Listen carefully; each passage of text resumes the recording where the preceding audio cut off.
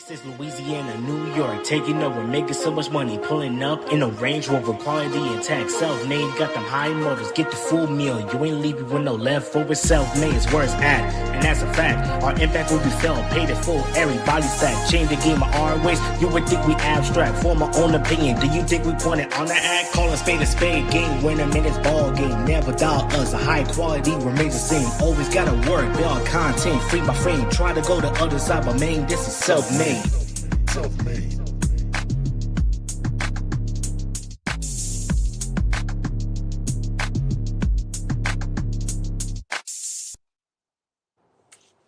Ladies and gentlemen, first of all, I want to wish everybody a happy new year. Hope our holidays was everything y'all wanted it to be. And hope 2026 is everything y'all want it to be. As for us over here on Self-Made, over here on Destination Dynamite, this is the first episode of the new year. The first full year of Destination Dynamite. So we're going to lock in with y'all all year long. We're going to bring out some real good content. We're going to bring out the best AEW Dynamite review in the game. So you already know what it is. It's me, Marcus, joined by the lovely Jana. Jana, how you doing? Happy New Year.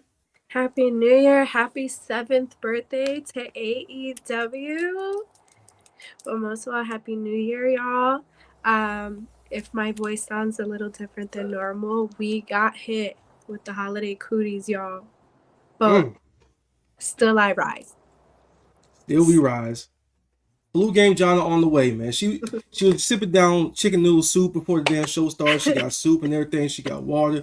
She got ibuprofen. See, there you go. That's example number one right there. But you know what? She's still here. She still show up to work. She's still a professional. That's why we love her. And this is why Self-Made brought her on board. So, again, leave a comment, like the video. If you're watching on Apple Podcasts, Spotify, wherever you get this from, leave them 5 stars over there, if you would, if you'd be so kind. And even Jana got something to say for y'all for the new year that she would like to share for the class. Listen, y'all gotta send in those super chats.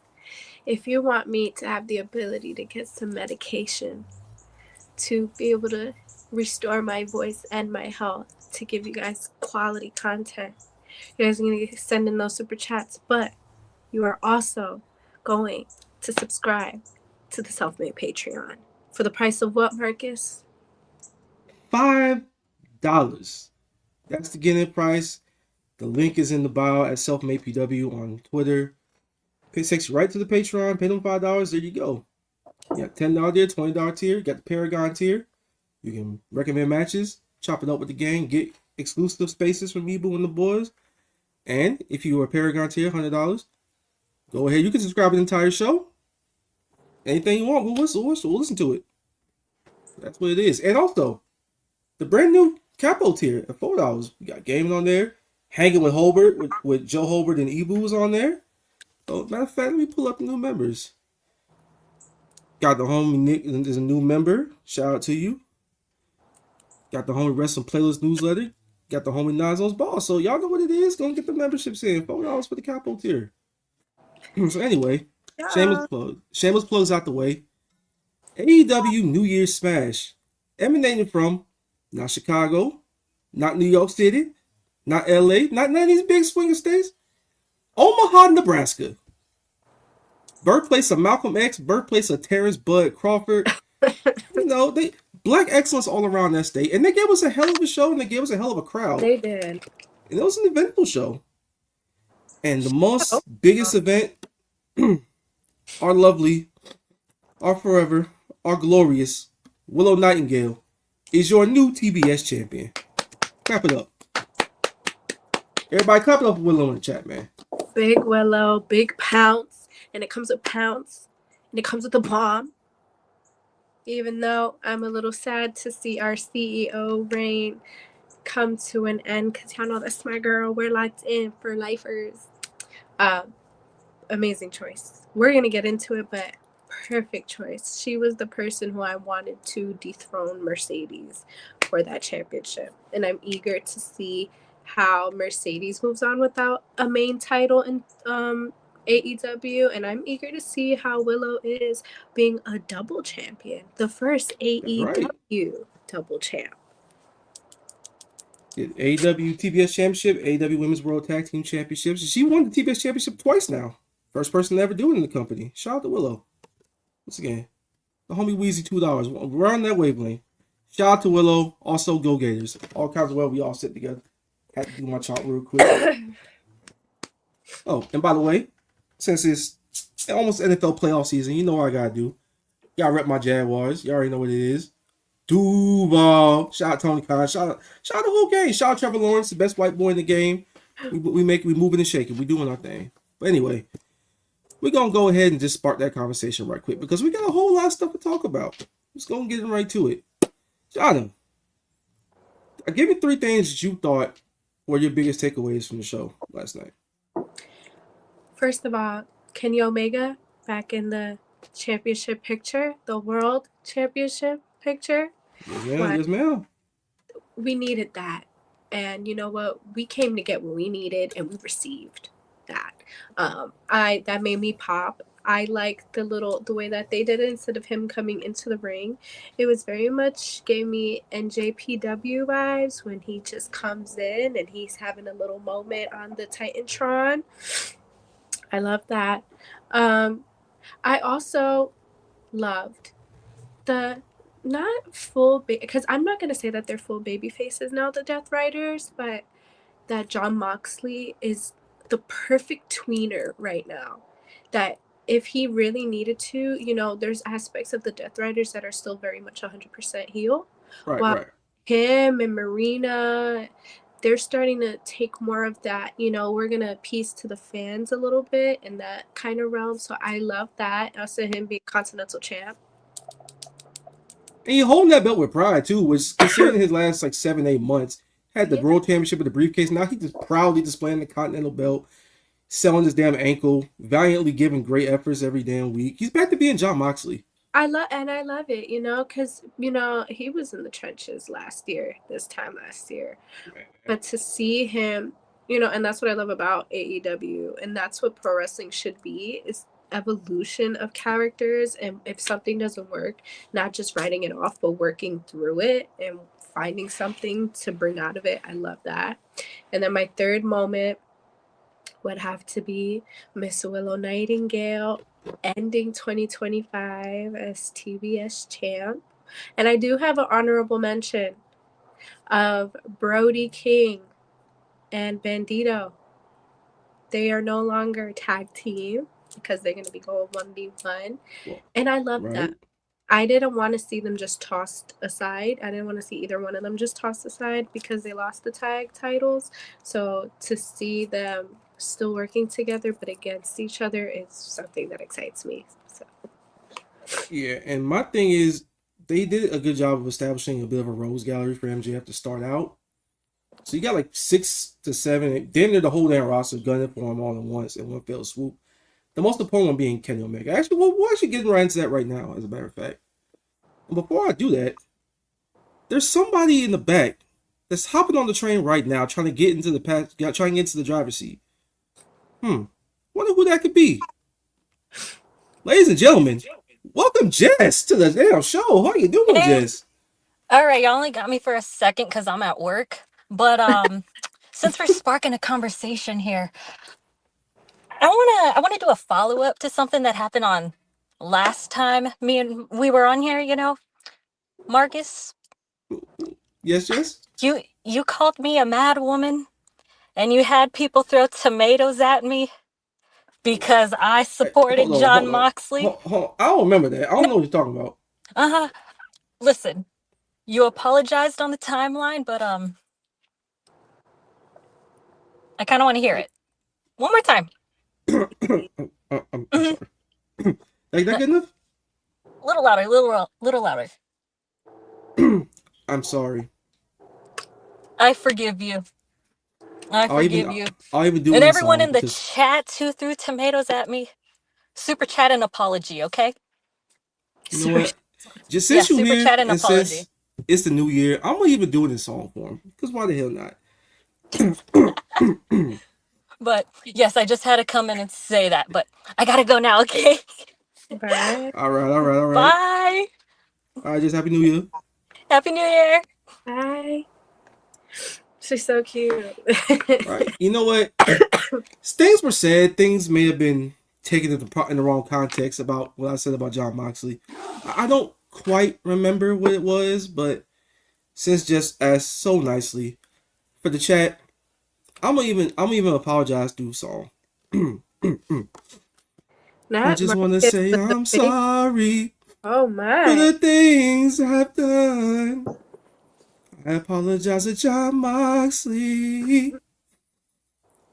You got me back on your side now. You sound like that Maury meme where the guy was like, I'm sorry. Exactly. I had to do it because, the sister might be having my second son.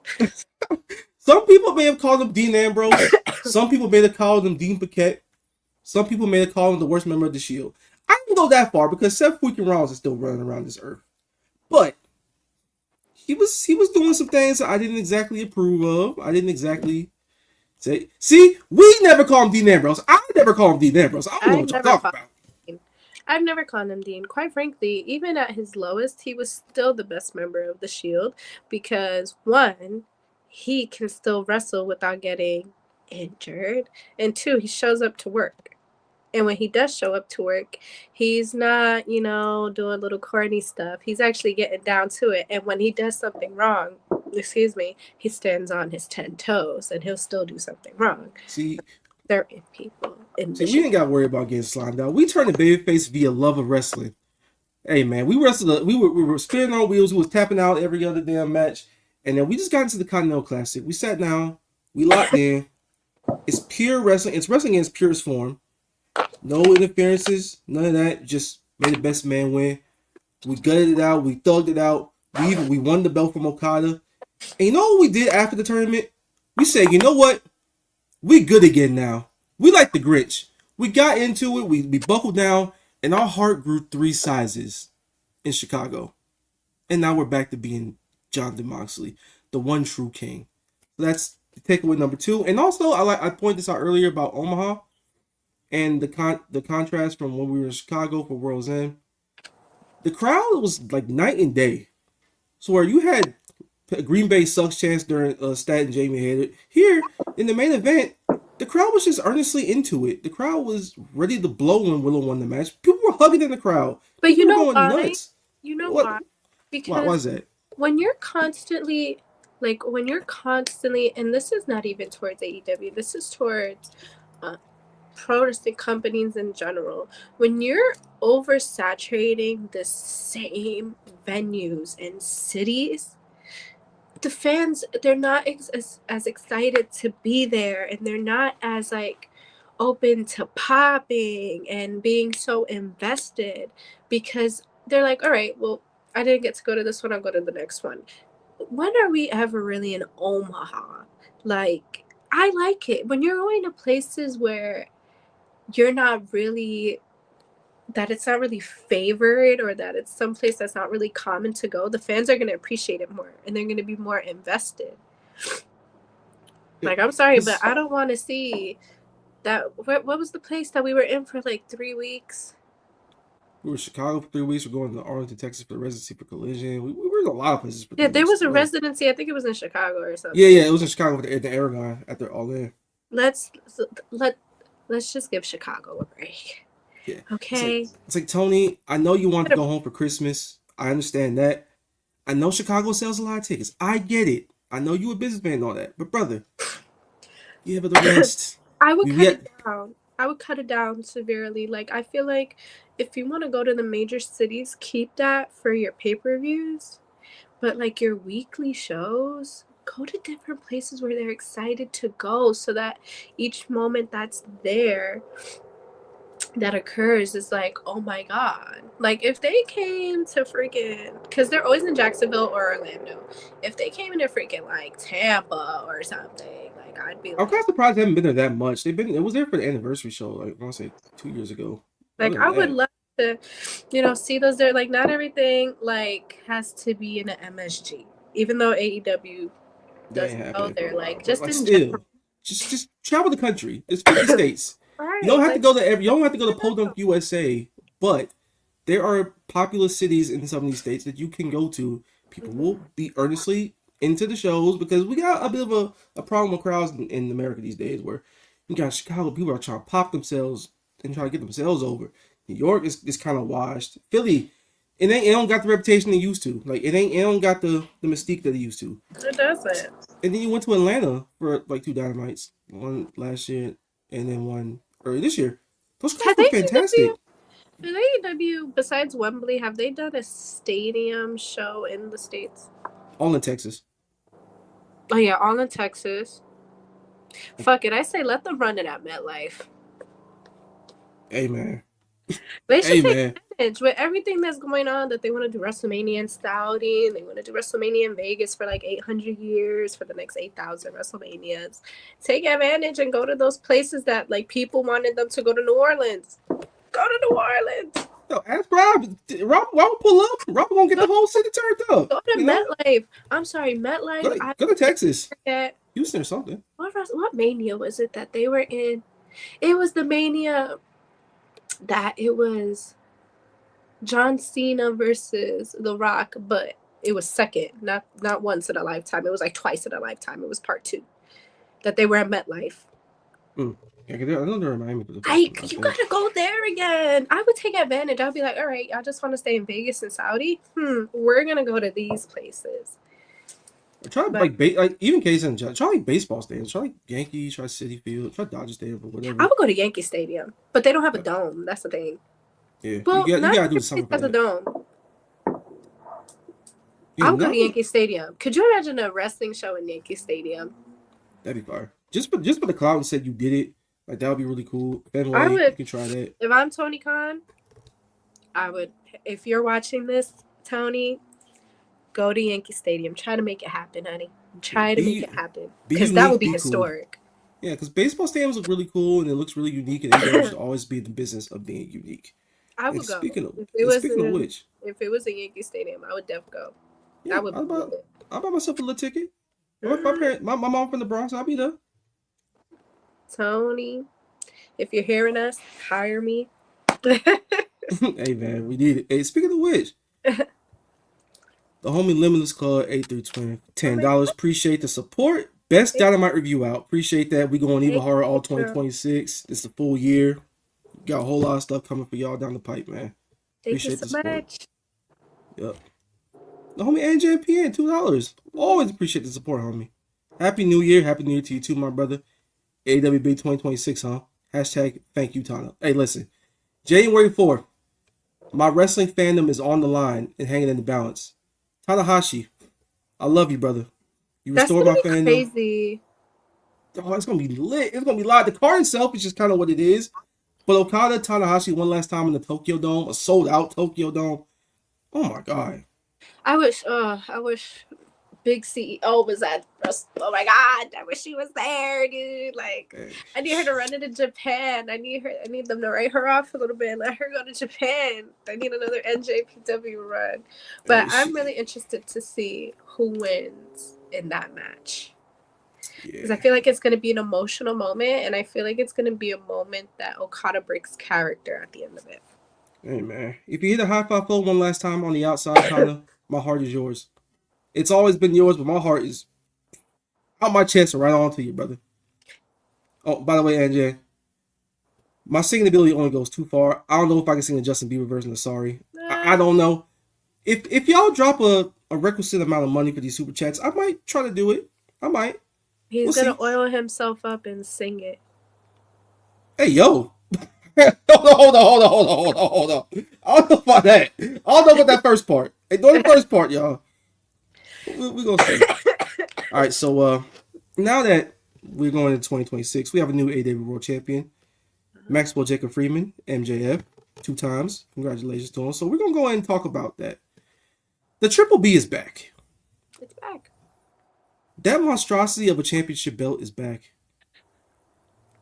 These live promos for the first 12 minutes of Dynamite are back.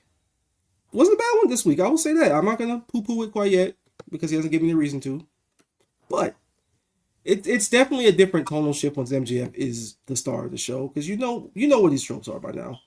Like, he's going to come out. He's always going to cut live promos. He's always going to kind of try to do his thing. He'll try to get like 4 or 5 different ideas over at once, or just kind of lean into the common tropes of the past. Some of it may work. Some of it may not work. Here, I will say, and the 4-way was just kind of what it is. The 4-way is actually a fun match, even though I hate the match concept itself. I didn't love the idea of Samoa Joe having to be the champ for this to work. It didn't. I'll go on my grave believing that.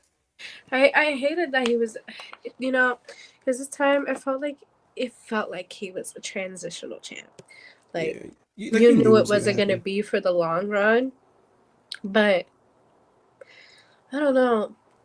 I liked the Fatal 4-way. Like, yeah, it was I don't like Fatal 4-ways. It's very hard for me. Excuse me. It's very hard for me to be vested in a Fatal 4-way in recent wrestling times, because I don't know. It just feels like the builds to it are so, like, it's always like you get 3 people. You get like 3 people and then the mystery person, or you get like, oh, we're gonna have all 4, but it's literally just feuds crammed together in the span of a week. Yeah, and then like you got one side of the feud. They don't have any real history with each other per se, so you're just figuring out bullshit on the side. Right, you're just like, okay. They're just fighting a fight. It's fine. Yeah, it's whatever. But like anyway, we got a bit of a rose gallery, if you will, of challenges for MGF. So that's the good news for the first part of the year. We have challenges. We have about 6 or 7 of them. The big one being Kenny Omega. Like he appeared on the screen while MGF's doing his whole shtick, and he's like, "Yo, bro, we wrestled before. I was on death's door. We know what it is. I can't go my life the rest of my career because it's coming up soon. Like he's facing his mortality, and he's like, what if I earned a shot at that championship? What if I was able to win it one more time? I'm not even talking about I'm being the cleaner. I ain't talking about being the best bout machine because it ain't about bouts. It's about winning. It's about championships. Which again, great premise, simple premise for a world champion. It's about the belt. It's about being the guy. It's about being the face of the promotion.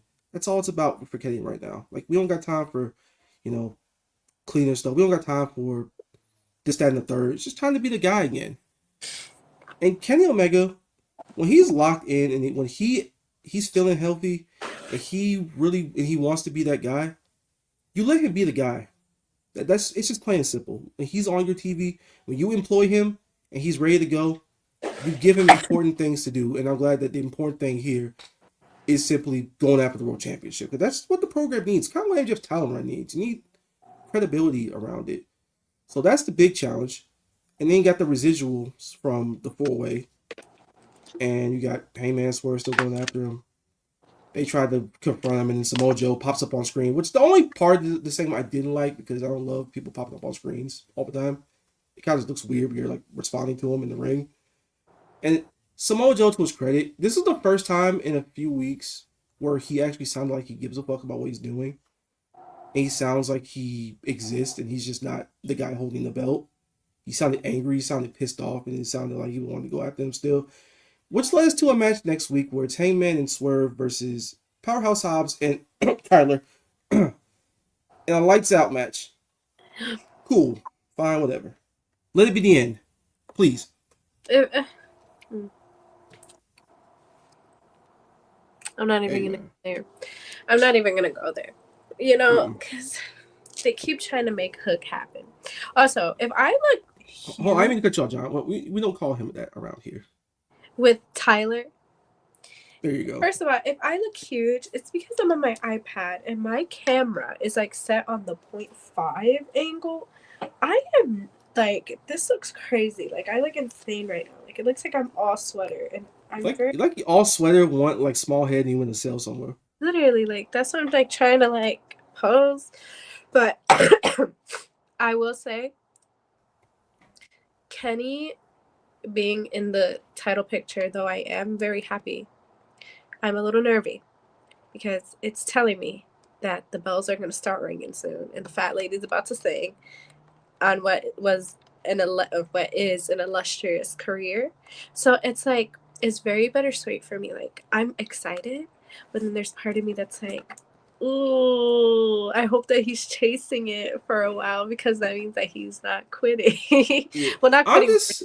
I'm glad that he actually wants to do it because with Kenny's career the last couple of years, it's basically come down to 1, is Kenny healthy? B, does Kenny want to do this? And from what he looked like in that video package, he looked pretty healthy to me. And he wants to do this. Yeah, he looked good. He looked beautiful. He looked wonderful. He had color in his face and everything. My sunshine. And he's healthy and he wants to do a really compelling story because they wrestled 2 years ago and it was a match. MJF broke the record for longest world champion in AEW history. Now we get to do an actual months long chase all the way up to Revolution, or even past that if you want to do it in Dynasty, which is in Canada, and there's Dynamite in Winnipeg in the lead up to that. So there's plenty of meat on the bone. So if you want to continue the Andrade stuff when he comes back to TV, to keep him occupied, or even the Kyle Fletcher stuff to keep him occupied before then, and you can give him like high profile matches until he's ready to really put his foot on the gas for this MJF business and really lock in on the feud, then by all means you can do whatever you want. Or hell, you can take it to Revolution immediately if you want to. Mm-hmm. Why the hell not? I won't complain. You got it's March 15th, 17th. It's middle of March, which is the longest stretch between Revolutions in the company's history. So you got several months. You can build this on the side while also having Kenny wrestle, like finish the Andrade business. You can do whatever you want, and then the Swerve and Hangman stuff, even Samoa Joe, you can build that. And then also in the immediate future, Bandito is the immediate challenger for Maximum Carnage January 12th. And he even put his hat in the ring. He had a match against Lee Johnson. Against Beast Mortals, excuse me. Fun match. You gotta respect usual. Mr. CEO. Hey man, I need him doing some matches on TV before I start, doing all Mr. CEO. I'm just saying. But anyway, great match. Bandito looked like a superhero. We even got a backstage segment with Brody King throwing his hat in the ring a little bit, saying, hey, if you win that match, I'm next up. You know what it is. He squashed Lee Johnson. He's in the rearview mirror, which is important for this title run, especially now that it's starting in January and Revolution is the first pay-per-view. And there's like a 3-month span in between that. Which is crazy. I don't think I've ever experienced such a gap between between pay-per-views. It could be really good. They need to properly don't do any filler shit. Honestly, this could be their time to really lock in and focus on storyline and building story, but not focusing on one, because you have so much time to where you don't need to focus on just one storyline. You could build future ones and foreshadow and do all that good stuff. All right, you do a whole bunch of things on the side. You could build up TV defenses like a Brody King potentially, and then you got Bandito coming up. Is you need Rack Max to wrestle more in the second go around. That's just plain simple. Mm-hmm. He needs to wrestle more often, and this is the opportunity to really establish that and get some defenses under his belt. Brody King's credible, Bandito's credible, and you need to be a sense where you make him and establish him as a star going into this year, because we all know how great Bandito is, but you want to be able for people to say Bandito in the World Championship picture, he belongs there, no questions asked. Brody King, same way, he's just as good. The crowd loves him too. You can establish him as a TV defense at some point. And you got Australia coming up in February, so you got an opportunity to build something up for that. Even Darby Allin, you can kind of do something with, because he no. Don't do that. Don't do it. Now take that hand down. Take that hand down, Jana. I'm keeping it up because you know what? Honestly, here's my take on Darby Allin, and you guys can sound off below if you agree. Yay! If you don't, throw tomatoes. You can give me hate tweets. I don't really care.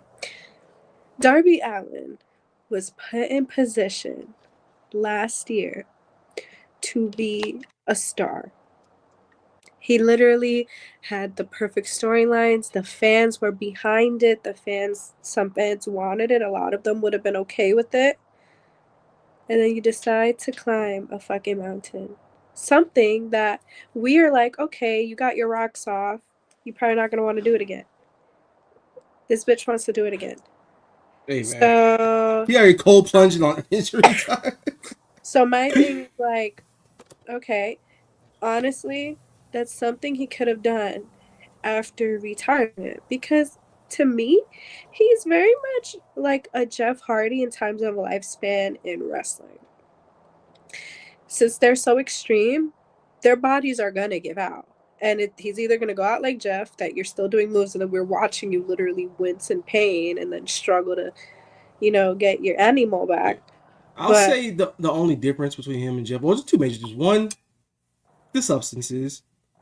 And two, he's a much better in-ring wrestler than Jeff Hardy ever was. He's a much better on the mat. He doesn't have to do the Daredevil shit.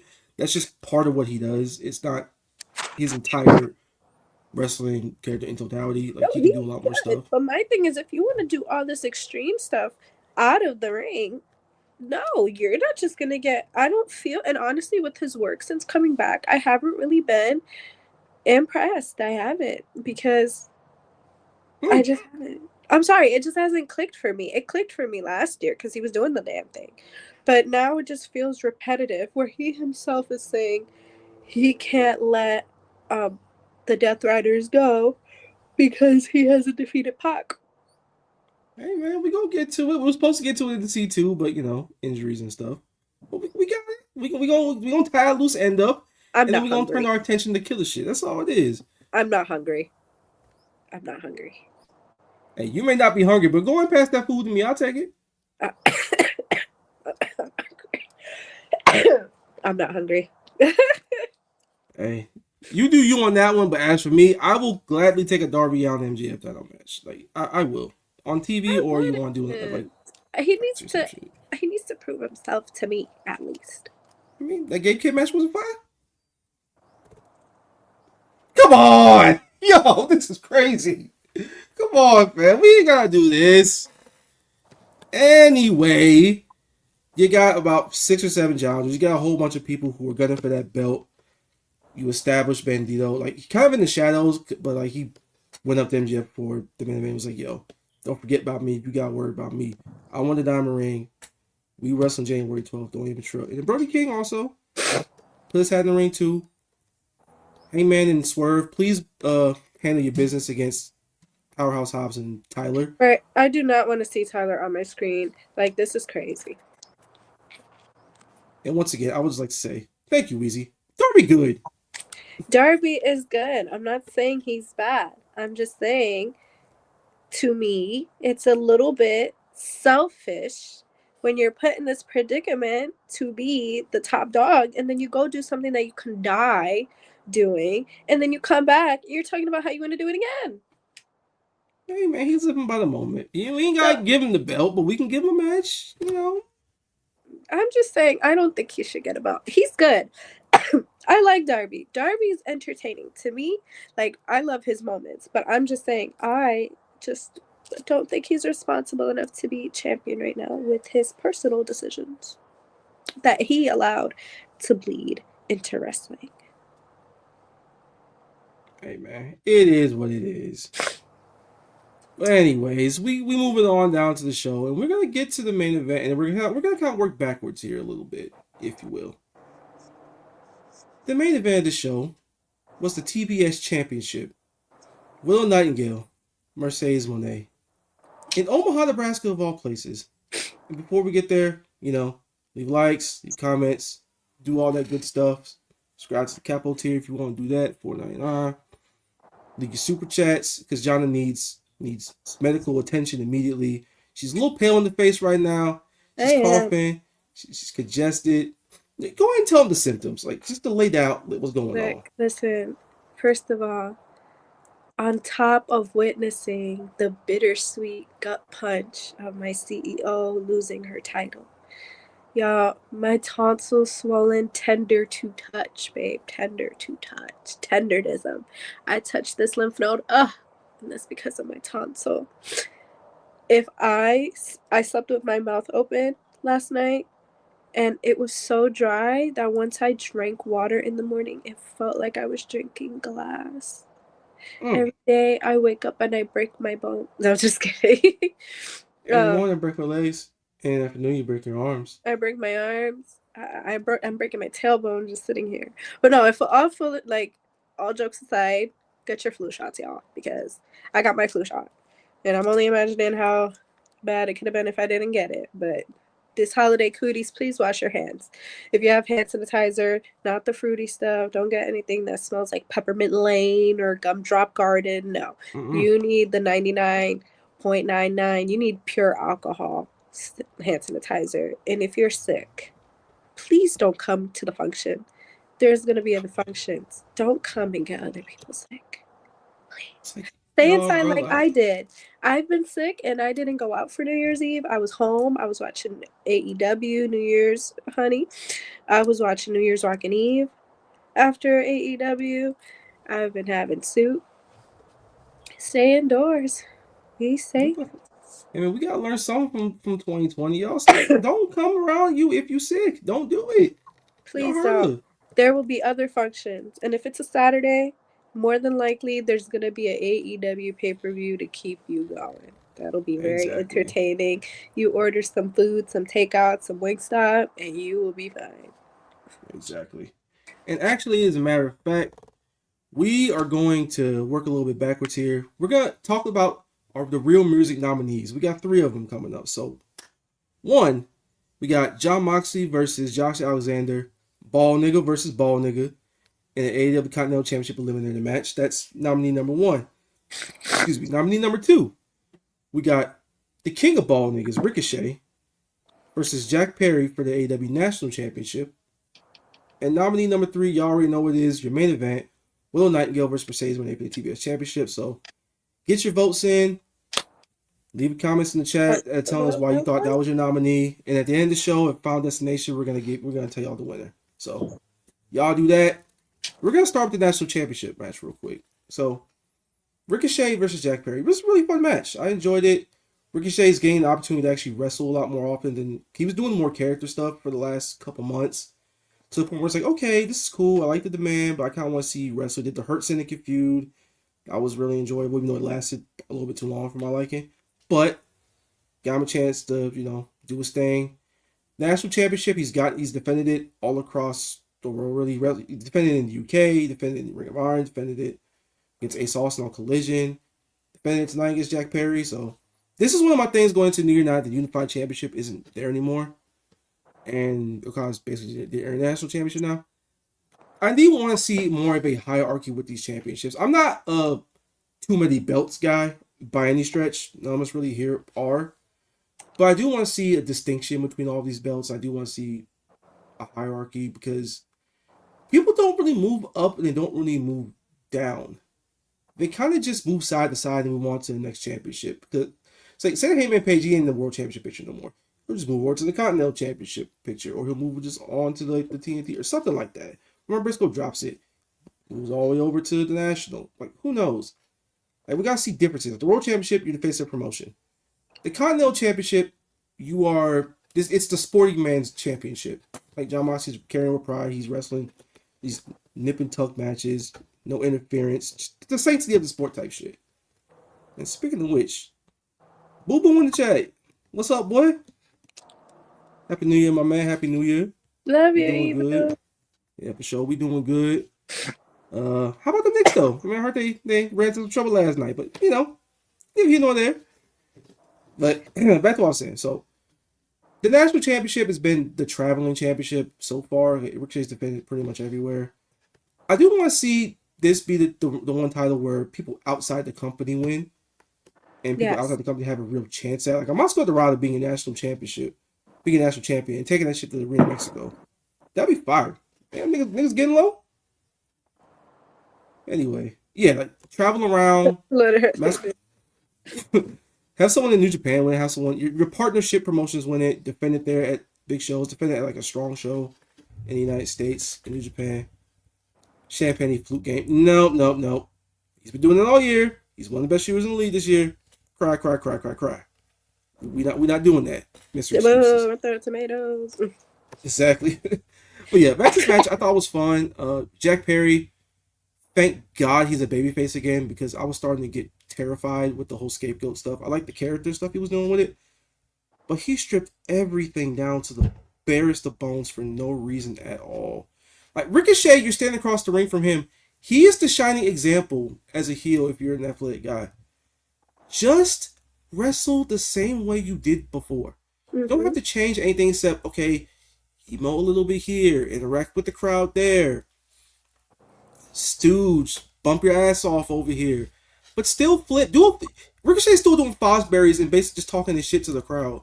And he's got the demand with him and they doing their thing. I love the demand. I need more stuff for them this year.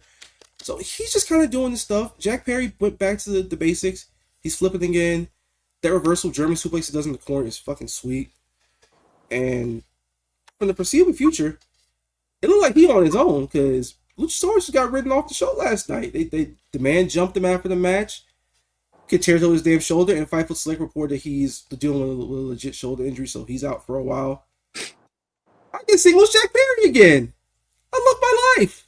Jana, do you love your life? I love my life. I love Jack Perry. Jack Perry. Yes. Because this is a kid. Because how old is he? I think he's not that much older than me. No, definitely not much older than me. Like 27, 28. Yeah, so he's only like 4 years or 3 years older than me. This is a kid. 28. He's my age. 28. He went head to head with Phillip Brooks. Who that? I'm not going to call him CM Punk because he doesn't even follow the same morals that CM Punk did at a point in time. He drank the Kool-Aid, honey. He's the one spitting and doing tricks on it. But He went head to head with Phillip Brooks, somebody who is like polarizing to the utmost in pro wrestling, and has still been able to connect with the crowd. I think this is his chance to really, right the wrongs of when he was in the scapegoat era and just be himself that everybody loved when he was that little dude wearing the little jungle trunks and stuff. Just be who you are, wrestle your ass off, because when he tries, he could put on a decent match, a really good match. He had to replace Darby in the Continental Classic on short notice, and he looked really good. He had really He cool looked matches with really Okada. good, and he so looked great. And he's young. He's young. He's young. These are the moments, and I feel like this year with AEW we'll see a lot of it. The younger people, they're going to start, that slow but sure transition of when our goats right now, they're comfortable, they're still at the top, but they are approaching those times where they do slow down, where they can't, give that as much as they usually give to us. So I'm happy that Jack Perry is back to being a solo competitor. I wish Luchasaurus a speedy recovery, but to your point about a hierarchy, I agree. I feel like what's missing in AEW, and I feel like I've said this before, is really distinguishing your mid-card, your top title card, your world championship card, your mid card, your jobbers, and then you have tag as well. Really distinguishing that so that it's not like when you say, oh, if Hangman Adam Page is like, hey, I just lost the title, the world title, I want to go to the Continental title. No, it has to be a whole, it has to be similar to like boxing. This is a weight class, baby. You can't think that just because you don't have mid card is okay. To the people in the AEW, mid card is fine. It's not a demotion. It's nothing to be ashamed of. It's okay. I know what thing with Tony is like. There's a lot of really talented wrestlers in this company to the point where it's like he wants them to do important things, and the easiest way is just give them a championship. Like you can establish guys just having non-title feuds and just move it up or down. It's fine. You can crawl your way back up. It's sports. It's a big fight field, sports-based presentation, brother. People move up, people move down. It's fine. And when you move down, you can crawl yourself back out of the abyss. And then when you're ready and you win enough matches, you can go and challenge for a championship. It's fine. Yeah, and I honestly, I want to see them, put the rankings to work. Put the win to loss records to work. Put that shit to work. Have your tag division. Don't let it, Willow, it's okay because Willow is my baby and she's everything sweet and light and great in AEW. She's very positive. Sunshine. I love Willow. Yeah. She deserves a moment like that. Every few and far between, you should have that. But you should have who your top people are, that these are the stars. Your mid card, where okay, these are the stars of this division, but they still show, and we're gonna put these these people here. Maybe we can move this person from the mid card up. Maybe we can have somebody who's not really used in solo matches. Give them a shot. Have your tag divisions for women and men really fleshed out. Have your jobbers, because at the end of the day, you do need jobbers in wrestling. Especially if you're trying to put someone over who's brand new to the crowd and you want to show their moveset, you're going to need jobbers. Have that fleshed out. If there's one thing that Tony Khan should do, really sit down, have a glass of wine, honey, whatever he chooses to consume, flesh out your pyramid, your totem pole, so that, and have it in a way to where it's like, if you have somebody like a newbie come up, let's say Dakota Kai, if she comes to AEW and she's like, I want to match with you, Chris, that it can't be that just because she's new on the block and people know her from another company that you're going to give her a title shot. No, it has to be like, have you even gotten a win here? Yeah. You don't even know what you're about here. I'm the champion. You got to climb up. So go get away and go beat somebody. It keeps people away from each other too much. Torment said this shit. Yes. It keeps people away because people are creatively occupied with their belt and on their island of the show. You don't want to get to a point where everything's isolated. You want to feel like a one big cohesive universe. But that's their thing to figure out for 2026. That's my big thing I'm looking at. Not the Continental Championship's not there. And speaking of the Continental Championship, we had an eliminator match with Jonathan, Paul, Ruben, Moxley against Josh Alexander, the Walking Weapon. Fantastic match. They just beat the dog shit out of each other. They took the 20-minute time limit.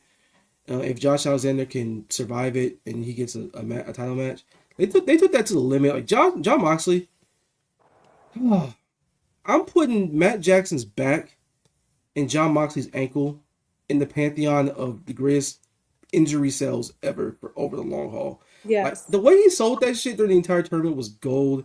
He sold that shit immediately in the damn match for the entrance. He jumping over the guardrail, slipping, and he grabbing his damn leg, and commentary's putting it over. Like he's still feeling the after effect. Which again, this is the most locked in commentary was for anything on the entire show for me because outside the main event. Shout out to the American Dragon on commentary because I think it was a commentary. He wasn't? No, it was just Excalibur and Tony Schiavone. Well, in general, since he's come on, there's been a step up in color commentary. Yes. And it's what we needed. It's what we needed because he's not even the type that he wants to get involved in the matches. No, he's really just spitting. Fill in the blanks. He's giving you knowledge. Yeah, he's filling the blanks in. He's actually giving the story beats like a proper time to breathe. He's actually telling you the damn story beats, but not in the way where he's beating you over the head. And he's actually talking like he watches the show every week. So that's great. And John Moxley went from I hate everything, I hate all of you, to actually I love wrestling again now, guys. I'm going to wrestle my ass off. And he and Josh Alexander tore that shit up. Josh is someone that he's like fine to me. Like he's not ever gonna be a superstar in this company by any stretch, but he's a nice little utility player. He's fine. He wrestled with a sense of purpose, with a sense of this is my opportunity. Like John Moxley is the barometer for if you a dog or if you not. If you can bang with him, then you go in places in this company. And he's selling the ankle. Like Josh is basically like yelling at the ref while he's got him locked down on the outside. He's bleeding. He's got the headgear on. Mox got to the point where he was about to try to choke him out, but he couldn't get the bulldog choke in, so he just hits him with the hammer and anvil elbows that Danielson like to do. He hit him so hard he knocked his head protector off. Like he knocked this shit loose. He was ready to go. Then he finally got the choking. Pet peeve of mine that I've seen with submission finishes recently, well, not even recently, for a year now. People like to do the whole pass out spot. Like, brother, it does not make you tough that you passed out. Just yeah, tap. it doesn't. Okay. Like, just tap. Just tap. Just tap. Thank you. If John Cena could tap, you can tap. It's like, bro, it's fine. You got caught. You ain't gonna get out of it. Just tap. And Josh, to his credit, thankfully, he understood the assignment. John Moxley wins. Just beats the time limit. And he's going to a great start as my Continental Champion. He's holding the belt with pride. And the Death Riders are out doing their thing. Marine's coming out to the ring. He's out here getting the crowd on his side while they're trying to murder Roderick Strong and Orange Cassidy and Tony Storm like in 1 minute. And they're still talking they shit. We'll get to that later because it's just a whimsical thing on the show. But yeah, here with John. He's really establishing this truly as the sporting man's belt. We've got Renee back doing the sideline interviews, which that's something I really want him to keep doing. Not just with the Continental belt, but with like the World Championships, main events on Dynamite. Yeah, a blood feud that's about to have the blow off or whatever. Like, keep that going because it's like you're watching basketball. It's like I'm watching Craig Sager when I was watching TNT as a kid back in like 08, 09. It's like listening to Tracy Wolfson when I'm watching the NFL on CBS. It's like watching Aaron Andrews. Like Renee Paquette is a genuine like sports broadcaster, not sideline reporter in wrestling number 1,000. Like she's a real asset. I want her used in that manner. So, exactly. Great for the presentation there. This is the best commentary on the show outside of the main event because they treat it like they're watching a sport. And it's the sanctity of the sport. And Moxley just being someone that he's just fighting from underneath. They brought up the ankle. It might catch up to him eventually. He's still doing his thing, but he might need to, seek medical attention. But does he even want to? Like, stuff like that matters. Mm-hmm. And then post-match, MVP and Shelton Benjamin pulled up on the ramp like, yo, I want a little piece of that. We heard people. We heard people. It's like Mox is just finding everybody that fucking rules on the roster that's more kind of a roughneck and saying, you know what? Let's wrestle. And next week in Tulsa, Oklahoma, The wrestling.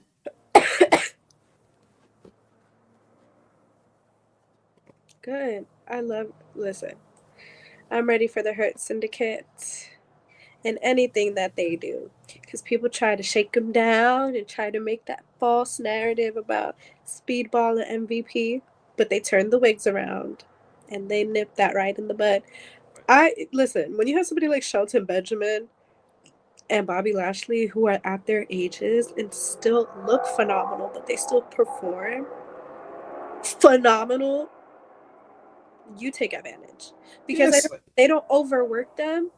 Like, they don't have to, like, overdo it every week. But you know that when you see them in a match, you're going to get a good match.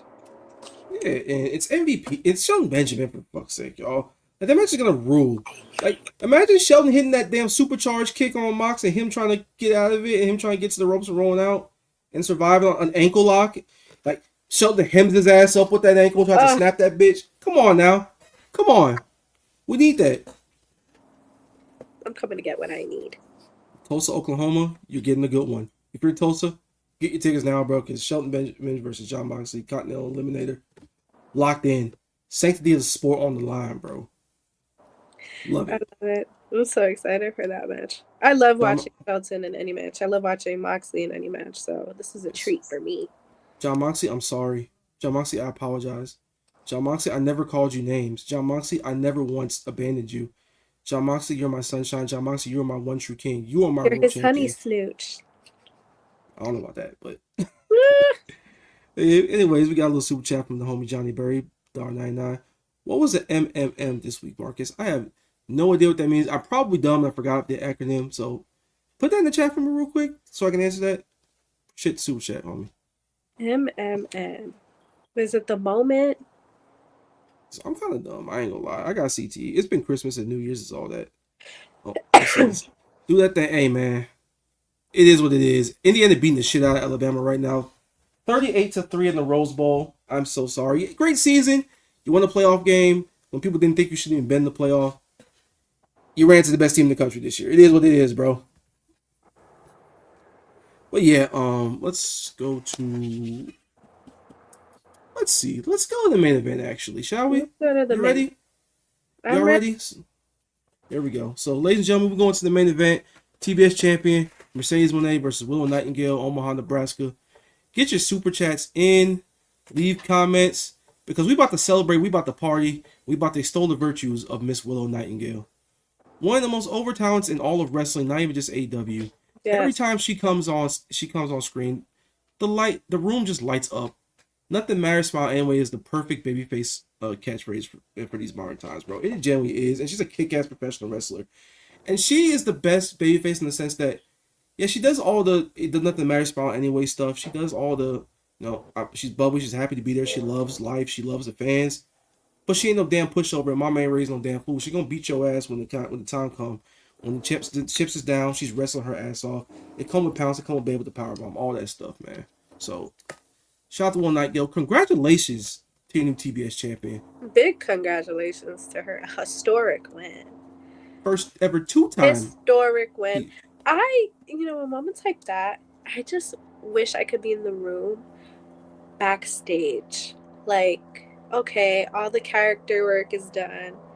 Because you could just tell that, like, when all those women got to the back, they were probably hugging each other, like, just so happy. Because Willow is somebody who, everybody sees her and you're just like, Willow. And it's the moment that everybody was waiting for. And, for damn sure, Mercedes was probably happy as hell that it was her that she dropped the title to. You know why she was happy she was dropping that title? Because that whole match she was getting her ass beat. That's how you know. Because, like, from bell to bell, Mercedes tried to do the whole shtick of, like, I'm tough, I'm not afraid. They even cut the whole video package of her basically yelling and screaming all her achievements. Like, but that video package was tough. Don't play. It was tough for sure. It was. I feel like they're going to touch base on that when it's her time to go for the 3-peat of the world title. When she finally does it. Because that was a great... if her promos were like that every week. Like, where it's like, all right, take out all the silly shit. We're going to really talk about why I'm the best. Like, I'm going to be gritty. take the prisoners type shit, stomp on your head until you're dead type of intensity. Even Willow cut a nice contrasting promo. It's like 548 days since she touched that championship. It's her time. Like, I'm done with the bullshit. Let's go. I was like, I was ready to run through a wall because it was simple, short, sweet. You establish the stakes here. It's been a long time since she touched that belt. We all know her history with Mercedes, going back to the New Japan Strong, like, all that stuff. And then they got in. Mercedes is basically trying to get in their face, trying to establish dominance type shit. And Will just said, "Fuck that! I'm gonna lariat you to death. I'm gonna hit you with like 2 or 3 pounces that knock your damn head off. I won't even go out to the announce table and try to put your ass through it." Did it work? But she said, "You know what? It's this the TBS Championship's on the line. I'm ready to do whatever it takes to win this." Shorter team. If I may, that table spot. I see a lot of powerhouses in wrestling get a lot of rep because they'll like lift bigger like people and people who are like bigger than that. Mercedes is like 5 feet. Like, what is she like? 5'3", maybe 5'5". What Lloyd said? Lloyd said she 5'2". Like, she's a little thick now. She got her little, curves and everything now. But honey, she hit that suplex. Don't play. She hyped Willow big ass up at that suplex. I ain't gonna hold you. She did. Like, don't play because she's a little powerhouse. She's little, but she be lifting the girls. Hey, she like a 22, nice and little, but they get the job done. You know what I mean? But nah, she was doing everything. She was intense. She almost knocked Willow's fucking head off on the steps. In that spot in the World's End where Mox got his tooth knocked out. She almost did that to Willow. Like, that was insane. Shout out to her for even doing that. And the commentary was great because they were really locked into it. The crowd was super into the match. I watched the non-picture-in-picture version of it before we got on air. That crowd was intense. Like it was like a sporting event. It was like they're watching a basketball game in the fourth quarter where someone's coming back from like a 10-point deficit and everyone's locked in. Everyone just wants Willow to win this match so damn bad. That was a generational crowd.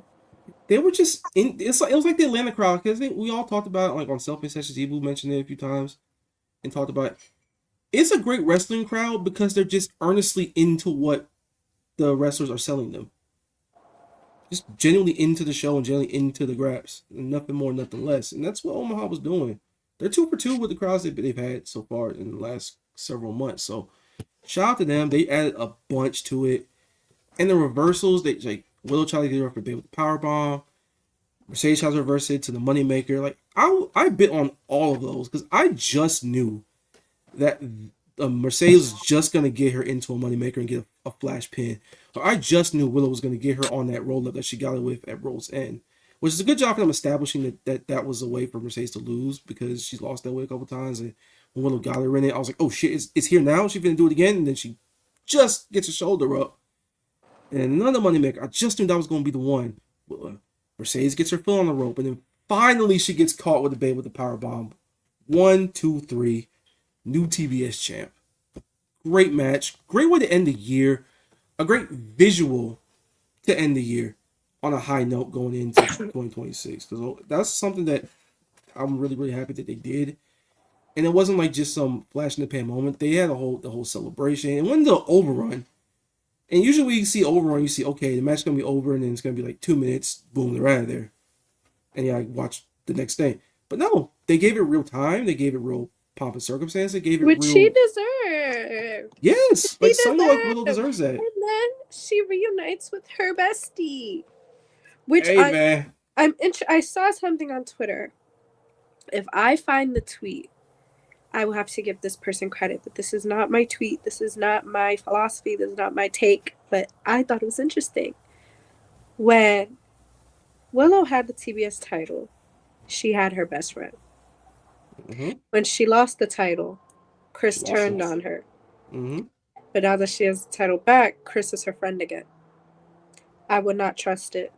I would like to point out that there was a backstage promo that Tiffany cut on this show where she was basically like calling out Stat for that championship. Said you have no friends and you're faking, you're a phony and all that stuff. Literally the minute, like an hour after that main event, she doubles back. Which is why I wouldn't trust it. I'm all for them being besties, but I see a story in the works. there is something to be done here because again, Willow also has the tag team championships with Harley, and Harley has been a big conduit and a big part of this whole story because she's best friends with both of them, and Stat I think that it's basically gonna is, be it's gonna be something good. yeah, I'm not and gonna say Stat. because I feel like when I say takes, then all of a sudden they do like the complete opposite. So But like the seeds are planted there. You can go that route if you so choose to do so. And they again, Harley was basically given my Stat to join for the tournament and he won it and all that type of stuff. And then the actual reunion stuff, it was really well done because they're doing all that, and then Excalibur says Chris Allen's in the ring, and they slowly zoomed out to Chris, like looking like her facial expression. She was like really like, please, I'm sorry, type shit. And Willow was looking bad. They do all this. Will they? Won't they? And then Will just jumps into her arms, and they do the whole like best friends hug zoom out. It was so cool. Shout out to Chucky T. Yeah, shout out to homie Chucky T, man. It was so cool. It was so earnest. It's why people fell in love with them in the first place as a team. They're really happy to see them back together. What happens next after this is fascinating because again, Tekla wants that world championship. They did go to Warm Blood and Guts and all that. You never know what Sister Sam might get involved with the tag titles, like intertwining stuff like that, leading up to Revolution. Like it's gonna be fascinating television. I want to see what goes on. I Yeah. want to see what goes on because there's a lot that can happen, which is exciting. So yeah, and again, great moment, great visual to end the year. The best visual in the AEW year by a country mile because you had the Dark Order punches, you had Hope last year, you had FTR, some other shit. Like not a lot of stuff that looked cool and looked like okay, I'm excited for what's going to happen in 2026. This is my last image of 2025 AEW. You got Willow Nightingale on top. Exactly. And everybody loves Willow Nightingale. I'm excited. What a strong Dynamite, I will say. I hope they keep the momentum because AEW had a bomb year this year. They had like an amazing year. Yeah, some ups, some downs. But like generally, this is the most focused football season AEW has been in quite some time. Yep. And ladies and gentlemen, before we get into anything else, I might want to even stay on this little point real quick because we have a special guest lined up backstage coming onto the show. He's somebody that y'all know and love. I don't know about love, but you may like him. I'm just gonna say right now. He's pulled up to the show. Ladies and gentlemen, it's Ibu. What's up, big boy? Self-made, honey. This is my first appearance on this show. You guys are on a great operation over here. I'm very proud of you guys. Happy New Year. Happy New Year. So I just watched Willow and Mercedes. Mm-hmm. Like I'm to use a Stan Twitter term, I'm gagged. You are a grown ass man saying gagged. What is wrong with you? I am. I can't believe what I just saw. Like they did it again. Yeah, did it again. He did it 3 for 3. Oh my god! I don't even know. I don't know if y'all have already talked about the match, but bro, yeah, we just got on talk about. But like, add on by all means, bro, fucking Mercedes. She's so good at. First of all, she's an amazing heel wrestler. Yep. And her ability to be giving to the babyface in the match while also not coming off incompetent. Like she wrestles the match in a way where it's like she clearly like is the champ for a reason. She knows what she's doing. She has the strategy and the brains, right? But at the same time, when she works these fucking gifted, powerful, fucking powerhouse baby faces, she knows how to shine them up and make them look amazing.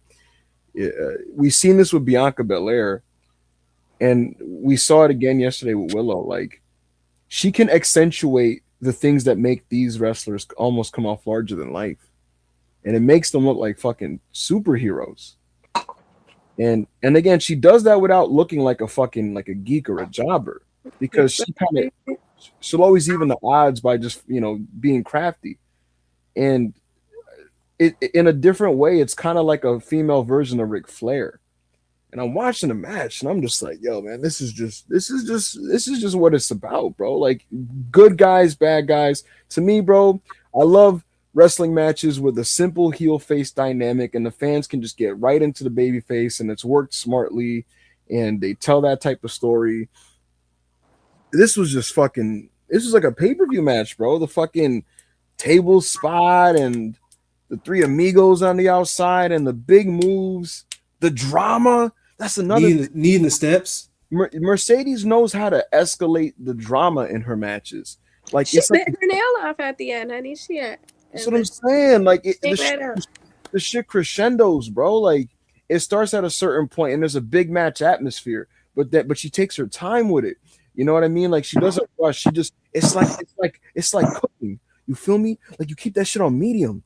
You know, and then when it's time to start throwing in the sazon, you know what I mean, and throwing in, you throw in, you know, and fucking, you know, some pepper in that bitch, and some, you know, some garlic butter powder and all the other shit. You know, boom, you do that, and she's garlic doing that. butter. He's gonna pull out those soggy wings, y'all. Hey, I mean, shit, not too much. Heavy cream, parmesan. You know what I'm saying? Hey, yo, what you mean by that? I'm just saying, and throughout the match, it's like all the little elements and little details to kind of enrich it, right? Enrich the flavor. You feel me? And then it starts to bubble. That's the outside shit. That's the outside shit she was doing with Willow. I was like, now we're bubbling. This shit is simmering now. We're simmering. Now we're taking taking the lid off the pot, right? Let's get it. Are you hungry? A little bit. Is. A little bit. So hungry as a bitch. I'm about to make some teriyaki chicken after this. But it's the truth. And then it's like, man, this shit is simmering. It's simmering. And then that's when you get your fucking your spatula, right? Mercedes is like, nigga, we finishing this shit off, topping it off with some basil. Rah, rah. Yo, you locked in. Just some salt on that bitch. That's when we back in the ring. That's when it's time for the finishers. And the finishers in this case, the Bay with the power bomb, the statement maker, that's the little garnish, right? That's all that shit, right? And to get to the closing stretch, we're pouring that shit on the big plate. Putting it on the big plate, right? Dog, like every time that Mercedes tried to hike her up for that moneymaker, did you like bite on any of those? Like I bit so hard on the bitches, dog. Every single time. Again, she's so little, and she be making you think that she's gonna hit that shit on Willow every time. Yes, and it's just like, it's just masterful, bro. It's masterful, and the whole thing was brilliant. I'm so happy Willow won this match. If I were to nitpick anything, it would have nothing to do with the wrestling match because the match is pretty much perfect. It's just like I would have maybe liked like a segment or two to build up to this match specifically if this is where we were going to do the title change. Same. But with that, I would have liked that. With that said, it was nice to kind of end the year off on a high note. You know, like this is a year that Tony's very proud of. He felt like AEW had a bounce back year this year. And this was overall a really positive year for AEW. So it does feel kind of almost poetic. It's like, yo, we did a lot of positive things this year. The promotion and the fans are really happy with the product. Fuck it, nigga. I'm gonna give a Willow title change to end this shit off. And that's what he did here.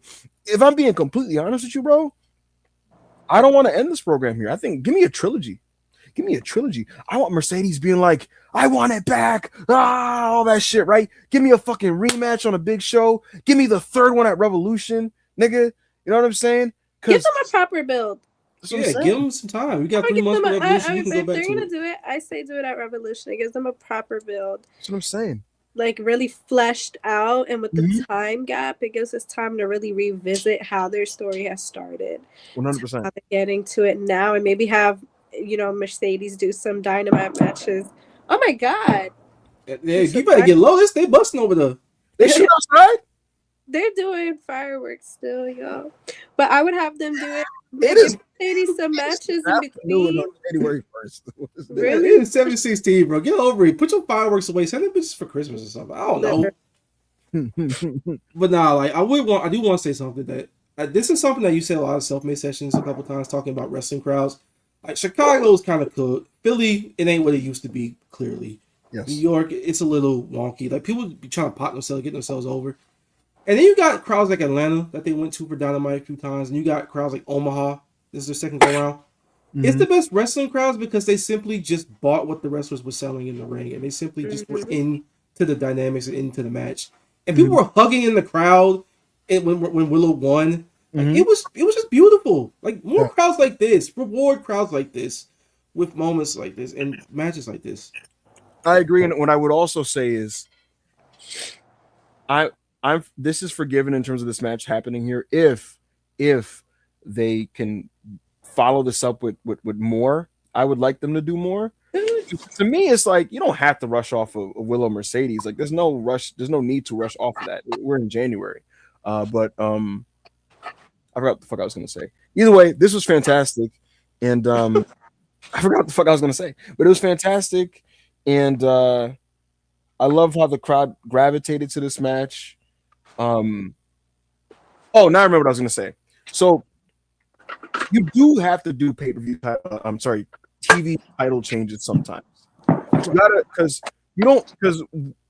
one thing about AEW is, like, the pay-per-views are great, but sometimes the TVs feel kind of skippable. And it's like you want to tell your audience, no. If it's a title match on TV, some shit might happen on this show that's like legitimately important and must see. And to do this title change like this kind of tells the audience that you got to educate your audience on that type of thing. So I'm glad they did that title change from that standpoint.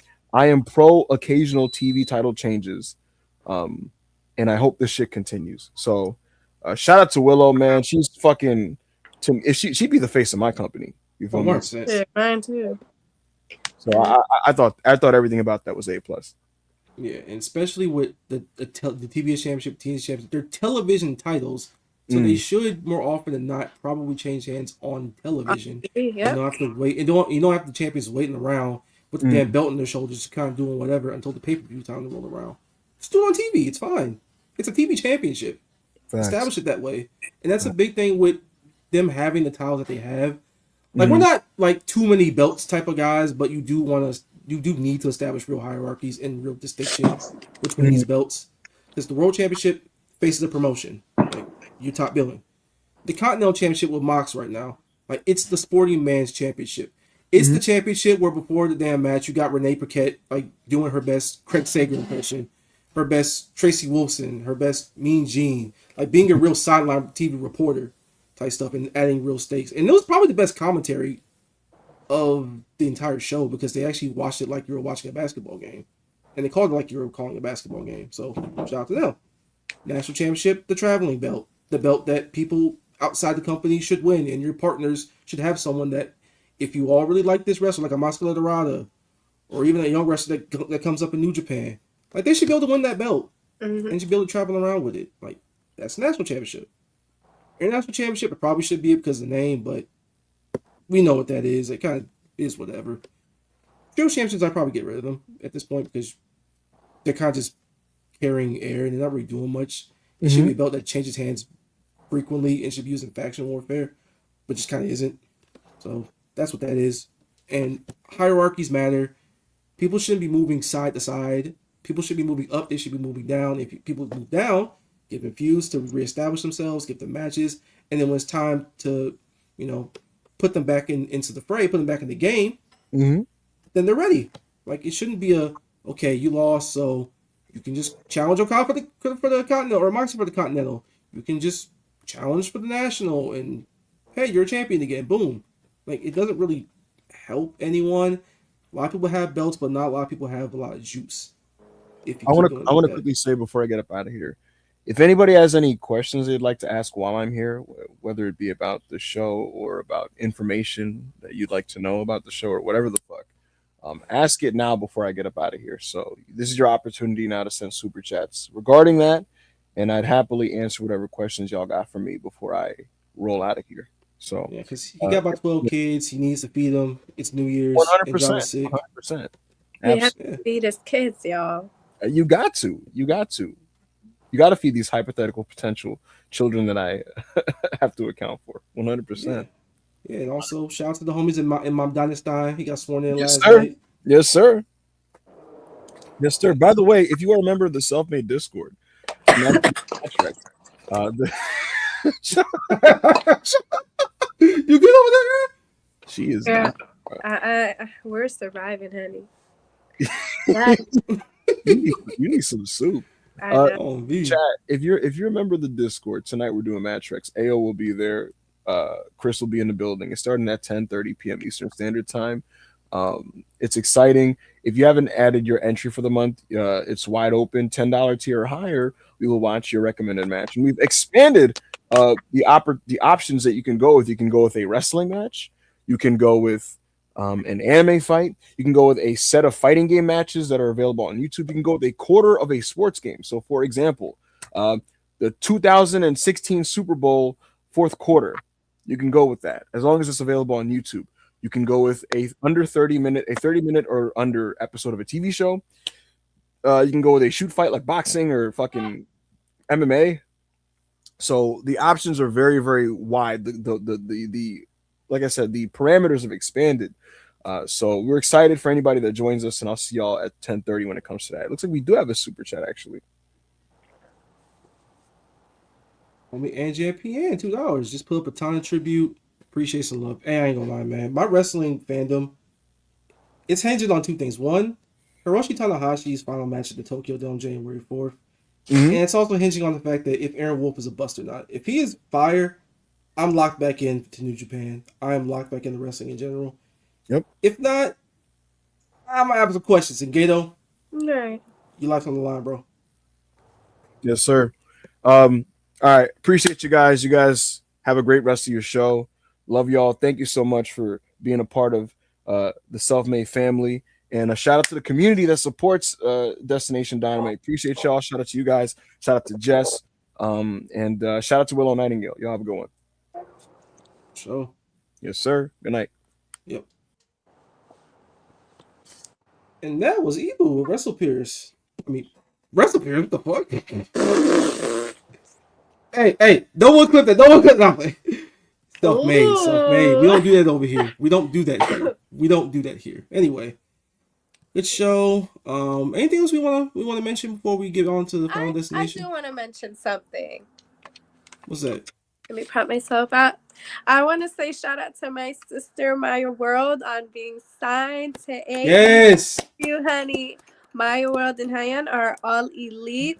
If y'all don't know, Maya and I, we are personal friends, honey. Like, that's been my girl since I joined Twitter in the beginning of 2020. So that's my sister. So seeing her grow the way she has been amazing. And for anybody who may be aspiring to be a wrestler or, is figuring out whether or not they want to be, see what happens when you actually put your mind to it and when you put your ego aside and you're willing to just put in the work. They took a 3-minute moment and now they are signed to one of the biggest pro wrestling companies in the world. Say that one time. How long was that match? How long was that squash they got? 3 minutes. 3 minutes, y'all. That's all they got. Just keep pushing through and let that be a lesson to people. I don't know if any wrestlers tune in, but you just got to take it. And if this is something that you're really passionate about, do your shit. Do your big one. Take that 3 minutes and act like it's the last 3 minutes you'll ever have doing what you love. So shout out to my sister, Maya. I love you. And I'm so excited to see you on Weekly Dynamite. I can't wait to discuss you on this Destination Dynamite, girl. Man, we locked in. You get your first Dynamite match. We are locked in for sure. And we locked in for Collision when you won there wrestling with High-End against Tony and Mina. So we definitely going to be there. 100%. Again, let this be a lesson to y'all wrestlers that are coming up in the business or vets in the business. Y'all think y'all better than that 3-minute squash match you're getting. But you start doing your job now. Because one person's fumble is another person's touchdown. Exactly. So I think we got another super chat. Do we? We do. Shout out Sprout. Sprouts, $1.99. That dude was scary as fuck. Ebu, bad vibes. Hey man. Not bad vibes. Bad vibes though, but does he cook? It's cooking is pretty bad, but bad vibes. Does he cook wings and look a little crazy? Yeah. Does he put pictures of himself on the internet that he shouldn't? Yes. Yes. Does he at times, support terroristic organizations like the New York Knicks? Also, yes. Yes. But that's the homie. That's our brother right there. Shout out Ebu Self-Made. Shout out the whole Self-Made. you know, doing this thing. All right. So, wrestler of the week. Promo of the week. We can kind of just combine this, honestly. Wrestler of the week's got to be Willow Nightingale, right? Like, no arguments here. Willow. Oh, easy. For me, promo is Moxley once he got the title. Yeah, I'll combine that because it was really funny because he won the damn tournament, which I didn't expect at all. I don't think any of us expected. Then he just cuts this earnest babyface promo. And we're combining this not on the TV. We're combining this also for World's End because we skipped a week because of Christmas and all that. So he just cuts the promo. He's like, "I love wrestling. This is what we do. This is competition. Blah blah blah. All that." And even cut one on Wednesday where it's basically Death Riders or Die type shit. I was like, "Yo, he's locked back in. He's doing that." And Wheeler is basically the opponent for Darby to come back to before he gets the pack. He's still doing heel stuff there. The rest of the Death Riders are still doing heel stuff. Well, Mox is just like, yo, we locked the fuck in. I am the Continental Champ. Like, if y'all want to step up, y'all come get me. I ain't hard to find. He gonna wrestle his ass off for you. It's just a funny like vibe. All I'm saying is, when Mox turned initially, when he first came back, he wasn't on TV for a while. Exactly. He pulled up right before All Out. Talking about some Darby. I need to talk to you right quick, my boy. And he's just hanging around the crew like it ain't nothing. If any bags Danielson. Pac ain't done. Pac won the World's End after he got eliminated for the C2. One day Wednesday. Damn, you good? Yo. So, like, he won there. He about to wrestle Darby. We'll see what happens. And Anwar, so was Mox working us and being purposely bad for the early part of Death Riders? No. I don't think he was working you by being bad on purpose. I just think his work was bad. Like, yeah, there was just a disconnect. Yeah, there's no working the fact that you're out here dressing like an IRA member and you're about to like pour chemical solution down Orange Cassidy's throat. You're wrestling against like John Silver and all them. You're taking a hammer and mallet to the people's hands. Like, that's just simply not working. You're just not doing good work. There's a difference, y'all. Please learn it. But yeah, I'm glad he's great. I'm glad he's good again. Like, it's for the betterment of the product, for the betterment of the show. Like, I'm glad he's back to being Jon Moxley again. Even Danielson was like surprised that he's like doing this again. So that is what it is. Yeah, we made out the trenches. We made out the hood. So, Final Destination. We're gonna pull up the real music of the week. And Kay, if you have that, please show that to me. Who won match of the week? For me, I would probably say Willow and Mercedes. I'd say Willow too. Yeah, because great moment, great match. Mercedes wrestled like this is probably the best match she had all year. She's had some great ones, but she put Willow over properly. Crowd was into it. They were into the heel face dynamic. Yeah, my goat, our goat. Bah! I'm never doing that again. I'm never doing that shit again. What? Ew. Yo, yeah. So sometimes ghosts sound a little crazy. It is what it is. All right. It just be like that. Yeah, y'all. No one clipped that. That didn't happen. Matter of fact, I'm gonna neuralize y'all. Y'all didn't see that. But mine's is Willow and Mercedes. And mine is Willow and Mercedes. It was such a feel good moment. I'm a sucker for feel good. And as for that, we are on the Final Destination and looking forward to next week. So far, we got Jon Moxley versus Shelton Benjamin, Continental Championship eliminator match. And we have a lights out tag match. Swerve Strickland, Hangman Page versus Powerhouse Hobbs and Tyler. Spoiler. Yeah, here's what should happen. Tyler should be taken out back during the match. Hide in the room. Gonna be in the match. That's gonna be a match that I'm gonna just not have any expectation for, and just see what they give. That's I love Hangman Page. I love Swerve Strickland. I love Powerhouse Hobbs. Tower Synergy is in the match. Let this be the end of that aspect of the forward logjam, and let's move on to cool shit. And let's have Hangman Page actually want to go for that belt as foes. We don't need the whole buddy shit. I ain't gonna lie to you, gang. I don't need it. I really don't need it. Love you both, but let's, the world championship's at stake here, guys, and you never wrestle for a one-on-one. You always got everything. Every time that happens, you got mixed up in a 4-way or a 3-way. Let's get back to let's put on the race to who gets that championship match first. Mm-hmm. And Samoa Joe, you actually sounded like you belonged, and you didn't sound like an NPC for the first time in a month or so. So good for you. And that was Destination Dynamite. If you have any last calls for super chats, send them on here. We got y'all. We'd love to hear from you. Jana needs Medicare, Medicaid, all that stuff. She needs flu shots. She needs everything, man. Like, I got my damn flu shot. I need a bubble bath. Hey, man, have been the bubble bath. Epsom saw all that. But yeah, y'all, shout out to Self-Made. It's going to be an amazing year. I'm so excited for what 2026 has in store. If y'all aren't already part of the Patreon family, you could just join at the low rate of $5. Just $1, 2, 3, 4, 5. $5. If you're feeling so $5. Feel free to join our capo tier also. Rather spend $5 on a small bag of Doritos, or do you want to get the ability to talk to people who know ball, who can give you those scoops, who can put you on to new matches, whether it be anime matches, sports like boxing. They can even go into movies you may want to watch, or like Ibu said, anything under 30 minutes or a quarter of a sports match. Why wouldn't you want to make some friends for the low rate of $5? I've been listening to it right here, man. I'm telling y'all.